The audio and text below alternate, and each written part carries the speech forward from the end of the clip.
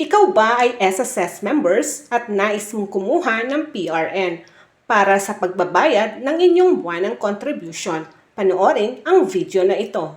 Paano nga ba kumuha ng PRN gamit ang SSS app sa inyong mobile phone?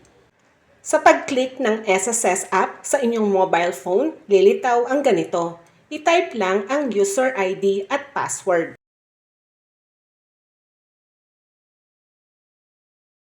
At pindutin ang sign in. Pagka-sign in, ganito ang lilitaw sa inyong screen.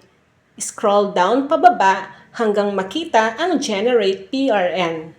I-click lang ito. Pagkatapos, i-click ang Create sa bandang kanang itaas. Pagka-click ng Create, ganito ang lalabas. I-select lang ang membership type sa pamamagitan ng pag-tick ng arrow down. Sa applicable period naman, hanapin kung anong man ang babayaran mong contribution sa SSS. I-tick ang arrow pa ibaba para makita ang mga months o buwan. Kapag na-select na ang buwan na babayarang contribution, lagyan din ng year. Pagkatapos, i-select ang inyong SSS contribution kung magkano.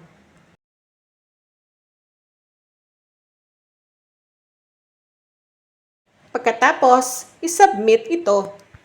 Lilitaw na ang inyong PRN. Ganito ang itsura.